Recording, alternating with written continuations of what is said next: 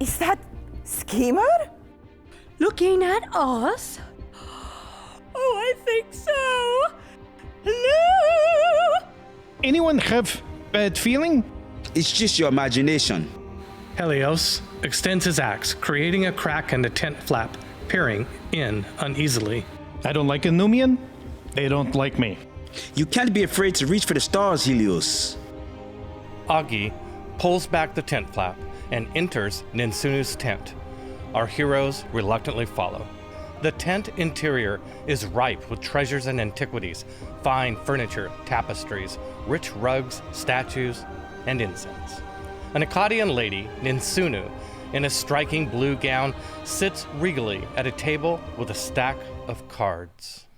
ARIADNE sent us. Marhaba, Aggee. The vicious rumors are true, I see. You are a graver. Yup. These are my hunting companions. Bedia, Rainbow Undercloud, and of course, Helios of Iolcus, son of Leander. You know me? The Anumians bless me with unique insight. Hello, my name is Ninsunu. A Sumerian goddess has a similar name, Ninsun. Does she really? The mother of Gilgamesh. Some call her the Lady of the Wild Cow. We have a cow. I am Bull. Though some have called me wild. Would you like to be a wild bull now, Helios? Call upon the Anumians? Drawing fate cards, scary proposition. All your life, have you not gazed skyward in supplication upon the Anumians, pleading for help, seeking guidance, petition and intercession? Of course, who hasn't? Did they ever answer? I am a direct conduit to An. They will not ignore me. Why should we do this? What do you desire most in life? I steal what I want. What do all gravers want? Money, accolades, and notoriety. My mother used to read me the tales of Nabu Pabu. Fate cards are a two-edged sword.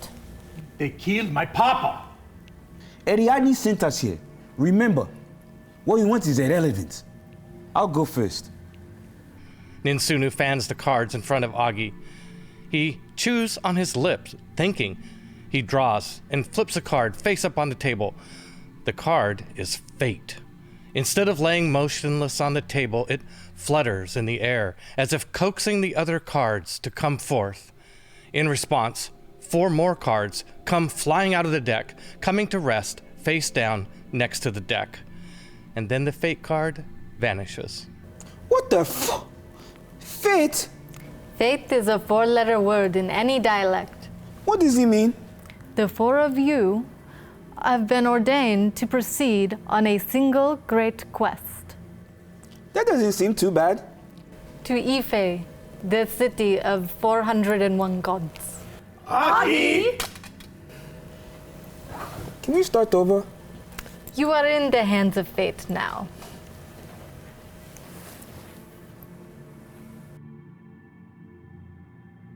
Ninsunu nods to Rainbow, and the tiny rogue approaches and flips her card to Fairy Goodmother, as the spirit of Fairy Goodmother manifests in Ninsunu's tent. Rainbow hears joyous laughter of children at play. Oh, I like her. Fairy Goodmother tasks you with documenting this quest. She does, after all, love a rousing story. Fictional fact. As inspiration dictates, but make sure it's appropriately epic. We wouldn't want to disappoint an Anumian.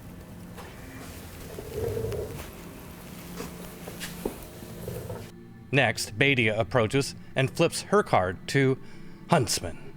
As Huntsman manifests, Bedia hears the thunder of a stampeding herd of wild beasts. Your part of this quest is tracking down a beast, a great, terrible beast that has gone bad. Gone bad like personality? Bad as in sick or rancid in the heat? Or he's mean now when he wasn't mean before?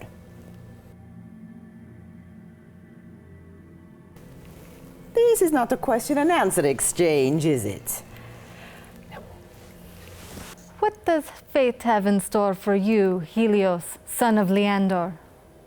No. What's wrong, Helios? Anumians and my family have long history. Long, bad history. No. Whatever the quest may be, we are here to help you, Helios. We're Ariadne's artisans. We work for a goddess. What could possibly go wrong? Stop scratching your priority oysters and reveal the damn card. All right! But I do this strictly under protest! Helios approaches and flips his card to Artisan. As Artisan manifests, Helios hears the loud rap of hammer on anvil and the roar of a kiln. Artisan, this is intriguing. The very same card your father drew all those years ago. My father? Artisan, kill my father! Let this be a stark warning to all of you. An Anumian quest once given must be completed or face dire consequences. Anumians employ a wicked sense of justice. Shit! Now you tell us. Right? I did tell you! All of you! Especially you!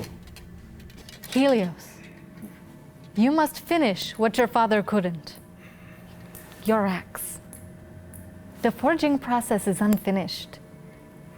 And only this weapon, once forged properly, can strike the killing blow. My axe works just fine. What do you mean unfinished? It does chop stuff rather well. There's always room for improvements. Maybe it just needs a final paint job. Maybe some wicked flames. I hate flames! Happy clowns, then. Enough cow talk. It's my turn. Aggee approaches and draws Giant. The ground begins to tremble like the sound of a giant approaching. In the city of Ife, you will find a giant guardian. It is your task to take it down.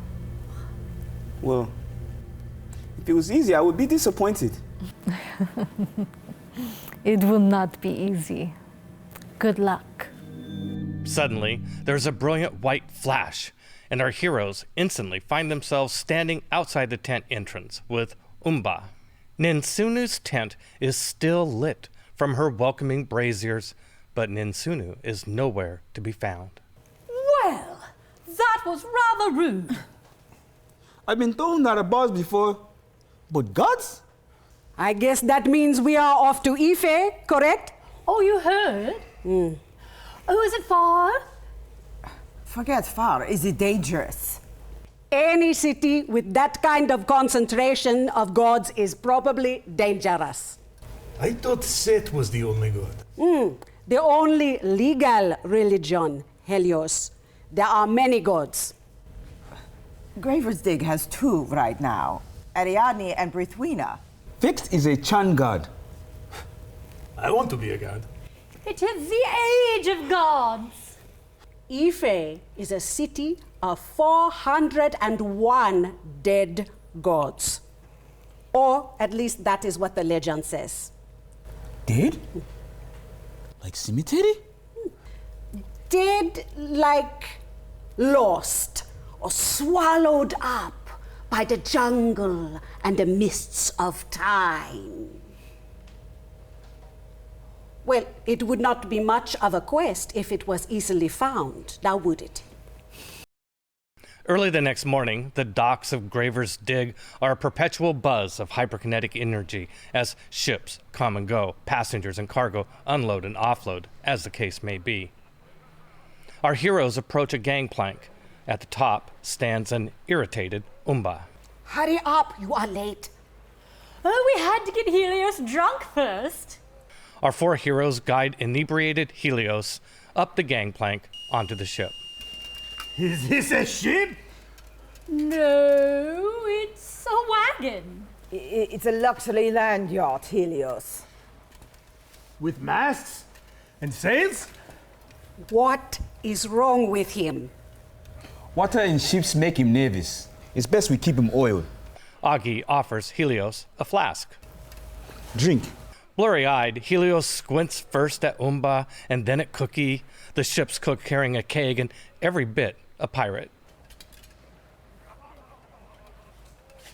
This is a ship! A pirate ship! Everyone, everywhere, shipside, dockside, stops to look. What are you up to? Blimey, Captain. Shut him up right now! Snaggle, a crusty, one-eyed, much worse for the wear Gekon, lands on the railings near Helios. It hisses and growls. Fire! Dragon! Cook that cow or toss him! Rainbow casts a minor illusion on Helios that has an immediately soothing effect on the agitated warrior. See, it's just a simple wagon.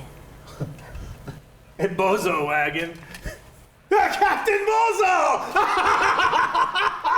Put him out of the way. Snaggle, if he moves, eat him. Fire!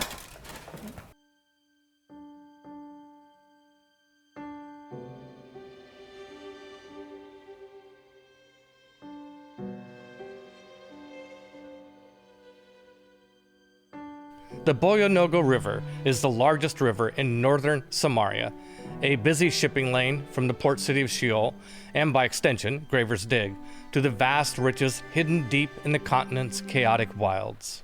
Later that day, early into the evening, Umba's pirate ship, with her merry band of gravers, Ariadne's artisans, sail quietly down the wide, serene river, the quiet before the storm. Helios, still quite drunk, sits back against the railing, nursing a flask, playing his recorder, and singing. Snaggle is using Helios's hoof as a chew toy.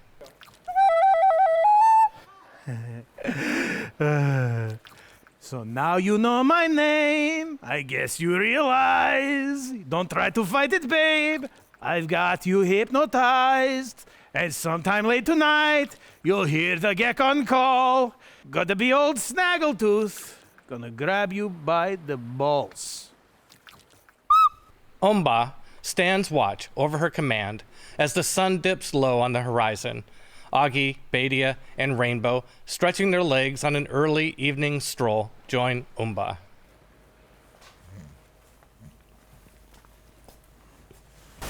This was the uneventful first day.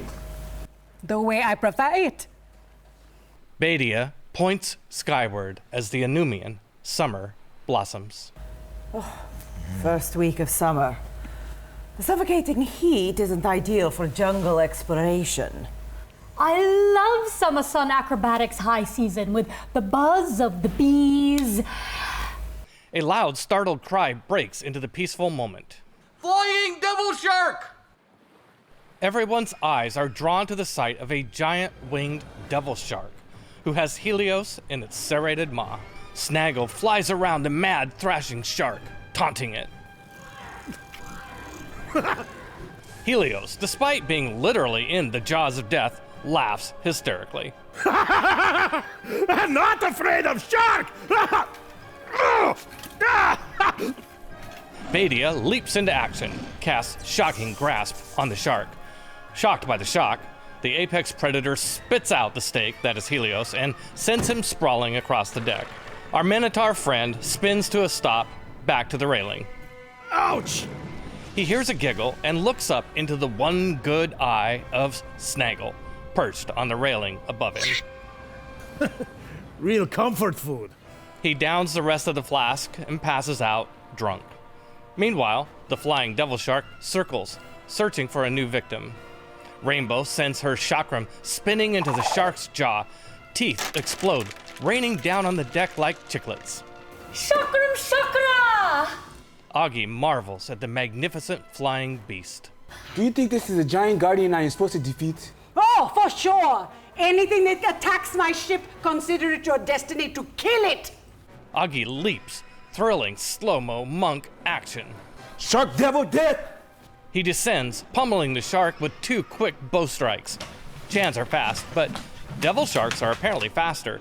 The shark pounces, driving Aggee back onto the deck. Aggee! Aggee is in a blender of turmoil as the shark attempts to swallow him whole. Punch him in the nose! Appreciating the advice, Aggee plays whack-a-mole on the shark's round nose. Once, twice, 3 times. The shark recoils, spitting a wet Aggee loogie. He lands with a thud, sliding next to Helios. Wake up! Snaggle lands and giggles. The Gekon grabs Helios' axe and flees. What the? You little snaggle bastard! Where do you think you are going?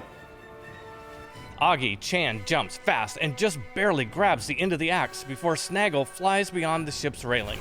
For a few hectic beats, Aggee and Snaggle play tug of war. And with one last Herculean tug, Aggee rips the axe back. Not yours! In turn, Snaggle flies down to the deck and takes Aggee's discarded bow stick and flies off before Aggee can stop him. What the hell? Aggee quickly slides the axe across the deck to Helios' side and jumps over the ship's railing into the night. Badia revs up a new round of spells. A silent flash of light streaks toward the shark, the ship momentarily bright as day. The flying devil shark, smoking and glowing hot, strikes at Badia, who jumps for cover and slides to safety next to Helios. Damn it, wake up! Oh! Omba appears unconcerned with the situation. Are you planning a parade? Our rainbow rogue rains down the numerous boomerang CHAKRAM strikes on the shark, the last severing its dorsal fin. The shark goes into a graveyard spiral. Incoming! Oh my giddy goddess, Ariadne! Rainbow spots Helios in his stupor. She casts Mage Hand and punches Helios with a spectral blue hand. Helios, wake up! Helios abruptly jolts awake, retrieves his axe, and jumps to his hooves. Before him, spiraling out of control, is a giant, glowing, winged shark, and... My boy! A ship! He meets the shark unafraid, because the sharks, even flying devil sharks, are perhaps the one thing this Minotaur isn't afraid of. I don't know what kind of dream! Sideswipes the mouth, clearing the lower section of teeth. I will get you! Severs a wing. It's horrible! Removes the rear caudal fin. Its primary fin's gone, and missing a wing, the devil shark crashes hard. Real damn hard. Our heroes jump for cover as deck planking, railing, cordage, and sail explode, mummifying the shark in a cocoon of tragedy. Who said my axe don't work? Omba angrily gazes at the carnage. Son of a biscuit! What have you done to my ship? Sometime later, the ship is a flurry of activity as the crew struggle to fix the damage. Omba and Cookie talk in hushed whispers as Badia and Rainbow approach. We are going to need a lot of gruel. What did you have in mind? Onion and healing milk. We're out of milk. I told you we need to make a man run.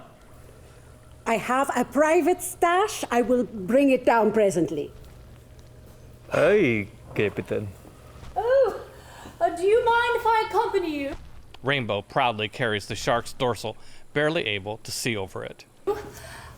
These shark fins are delicious, and I make a mean shark fin soup. Must shark be mean to make mean shark soup? Oh, it helps. Cookie nods and Rainbow follows him below deck. Badia follows the captain. Captain Omba, have you seen Aggee? Oh, yes, he followed that damn fool Gekon of mine into the jungle. What? Don't worry, he eventually comes back.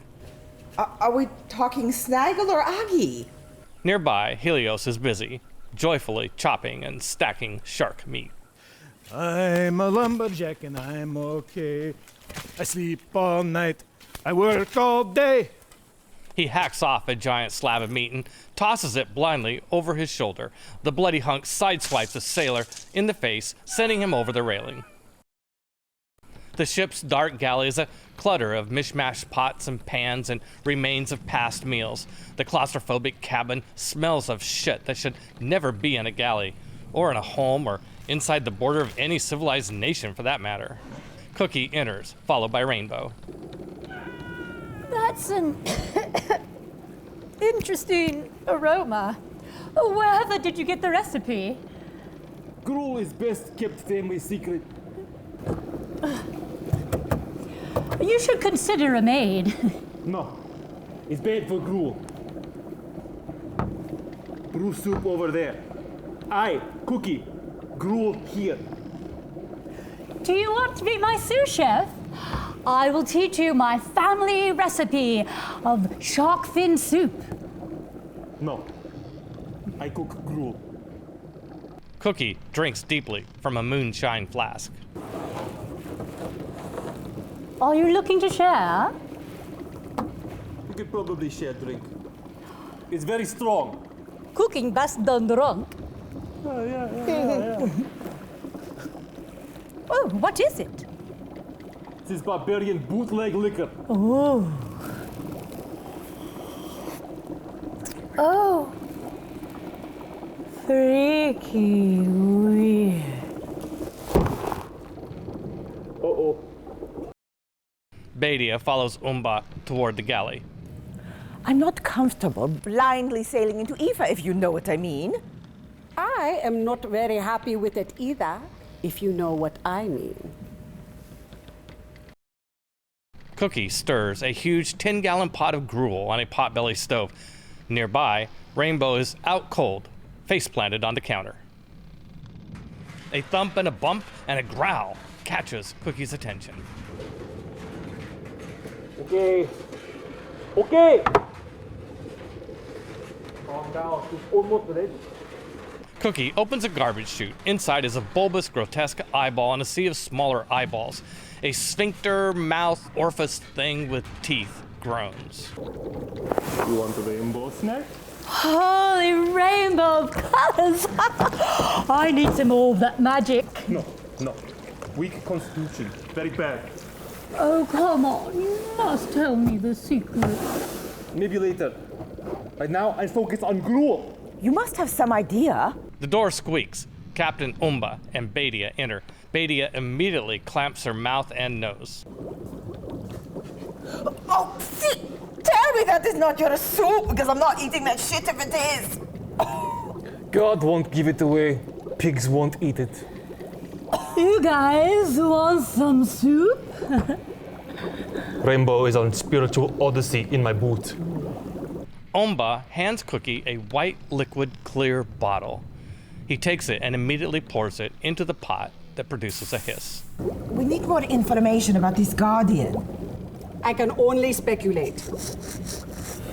Are you talking about Gary? Because I love Gary.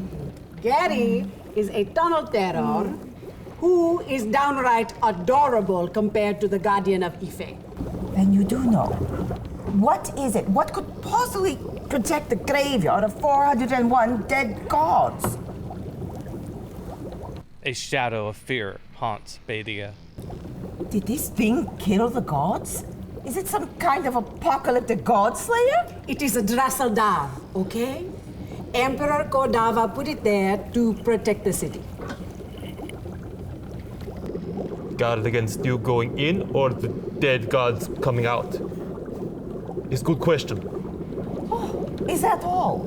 Just one of Emperor Kodava's super elite giants. I recall they killed half the elder dragons and smashed the world's armies. Before second breakfast. Are you going to fight a Drasseldar? We're going to need more gruel. I just have to track it, right? The seer did not say anything about me fighting it. It's Aggee who has to defeat it. I just have to document the feat. The one who dies with the most toys still dies. I thought all the Drasselda returned to Saratov after the Emperor died. People all over Chaldea noticed Drasselda abandoning their post. Is it there or not? It is still there. Helios enters the galley carrying shark meat.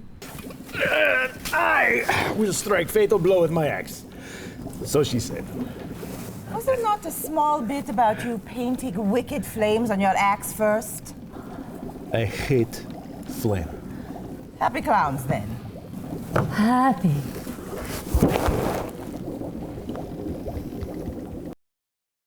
The Samarian jungle gets quite dark at night. Fight it yourself, you bastard.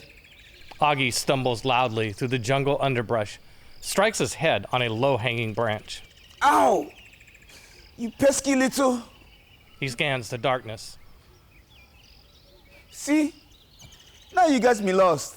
Ahead, he can just see Snaggle perched on a limb, his nocturnal golden eye brilliant.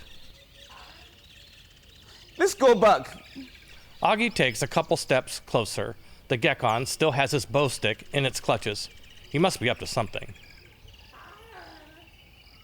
Stay right there. A couple more steps. A couple more. Aggee reaches for the weapon and Snaggle jumps just out of reach to another limb. Come on. Another step and Aggee falls into a ravine. On his ass. Cracks a skull. Go! Ass over tea kettle. What the? Shoulder roll. Bounces. Twirls. Face plants in mud. Rolls over slowly onto his back. Ow. It hurts. He looks up, seeing stars and real stars through the jungle canopy. A face above him slowly pushes into his field of view. Oh, shut up. Aggee sits up. There's a clearing, illuminated bright by a moon above. A few paces distant, Snaggle drops Aggee's bow stick. You think you are funny, right? Aggee rises. You're a menace. He walks over, stops. What are you chewing on? It looks like Snaggle is chewing on a snake, a large spiked snake. Suddenly, a tree moves. The ginormous head of a Tyrannosaurus looks down at Aggee.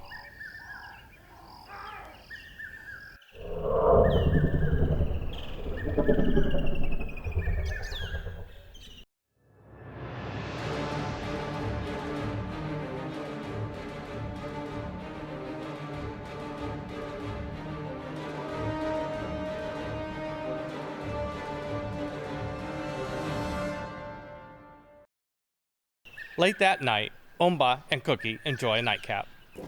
Ife is better deal. No shit. What would you have me do? Cookie? Cookie opens the garbage chute and pours in the 10-gallon pot of gruel. Kill them. And then we run for Mar. Even that goddess won't go there.